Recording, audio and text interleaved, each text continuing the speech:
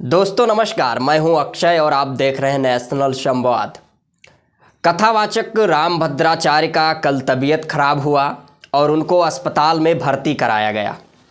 लेकिन social media पर देखने को मिल रहा है लगातार वो तमाम प्रकार की आलोचनात्मक बातें निकल कर आ रही हैं। जब किसी व्यक्ति का तबीयत खराब होता है तो ये आलोचना करने का समय नहीं होता है। यदि आप नैतिकता के आधार पर देखेंगे, मानवीय मूल्यों के आधार पर देखेंगे और मानवीय संवेदना के आधार पर देखेंगे तो ये किसी का मजाक बनाने का समय नहीं होता है। क्योंकि किसी व्यक्ति का तबीयत खराब हुआ, उसके ऊपर टिप्पणी की जाए, ये कहीं ना कहीं अनैतिकता को दर्शाता है। लेकिन सवाल ये उठता है कि जिस व्यक्ति का तबीयत खराब हुआ है उसके अंदर कितनी नैतिकता है। बीते दिनों बिहार के पूर्व उप मुख्यमंत्री तेजस्वी यादव ने एक मंच से ये सवाल किया था कि यदि आप बीमार पड़ेंगे तो मंदिर जाएंगे या अस्पताल जाएंगे। इस बयान को तोड़ मड़ोड़ कर पेश किया गया और पूरे देश की नेशनल मीडिया ने जिस तरीके से और यहाँ तक कि तमाम वो अंधभक्तों ने यहाँ तक कि तेजस्वी यादव को कलयुग का राक्षस बता दिया।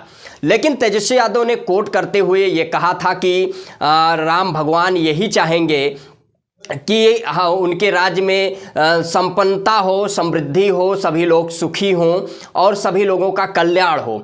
और सभी लोग सुखी तभी रह सकते हैं, सभी का कल्याण तभी हो सकता है जब उनको स्वास्थ्य, शिक्षा, रोजगार उपलब्ध होगा। इसलिए तेजस्वी यादव ने जिस दिन राम मंदिर प्राण प्रतिष्ठा संपन्न हुई, बिहार में उन्होंने एक अस्पताल का उद्घाटन किया, विश्वविद्यालय खोला और उन्होंने कहा कि ये विश्वविद्यालय या अस्पताल राम भगवान और माता सीता को समर्पित है। यहाँ पर लोगों का इलाज होगा, यहाँ विद्यार्थी पढ़ सकेंगे, रिसर्च कर सकेंगे। लेकिन यहाँ तक कि एक न्यूज़ एंकर अमीश देवगन इस तरीके से उसको तोड़ मड़ोड़ कर पेश किया और वो कहा कि आप मंदिर जाएंगे तो अस्पताल जाने की ज़रूरत ही नहीं पड़ेगी। लेकिन जब आज कथावाचक का तबीयत खराब हुआ तो कहीं ना कहीं उनको मंदिर में भर्ती नहीं कराया गया, उनको अस्पताल में भर्ती कराया गया।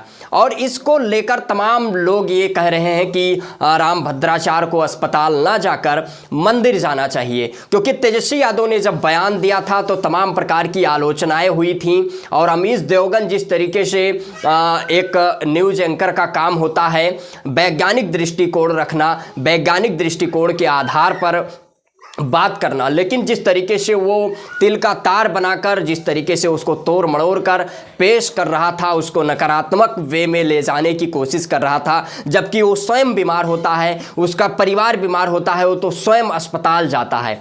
तो इसलिए तेजस्वी यादव ने केवल इतना कहा था कि आपको अस्पताल की ज़रूरत है मंदिर के साथ साथ। लेकिन जिस तरीके से आलोचना की गई और राम भद्राचार्य लगातार विवादित बयान देते रहते हैं, कहीं ना कहीं वो लगातार जिस तरीके से ओबीसी SC ST के लोगों का अपमान करते दिखते हुए हैं, कहीं ना कहीं उनके महापुरुषों को अपमानित करते हुए दिखते हैं, कहीं ना कहीं वो उनके नेताओं का अपमान करते हुए दिखते हैं और यहाँ तक कि वो प्रधानमंत्री नरेंद्र मोदी के भी करीबी हैं। लगातार प्रधानमंत्री नरेंद्र मोदी उनसे मिलते रहते हैं। लेकिन बीते दिनों जो इस दुनिया में नहीं हैं, मुलायम सिंह यादव और कांसीराम को लेकर जिस तरीके से उन्होंने एक विवादित बयान दिया था, कहा था कि मरे मुलायम कांसीराम बोलो जय श्री, जोर से बोलो जय श्री राम, इस प्रकार के बयान देकर और उन्होंने यहाँ तक कि कहा था कि जो राम को नहीं भजता है, जो राम की पूजा नहीं करता है, वो चारों वर्ण चमार है। जिस तरीके से चमार शब्द का प्रयोग करके उन्होंने चमार समाज को अपमानित करने का काम किया था। हालांकि इस विषय पर बाद में उन्होंने स्पष्टीकरण किया कि हमारा किसी का मकसद अपमान करना नहीं था।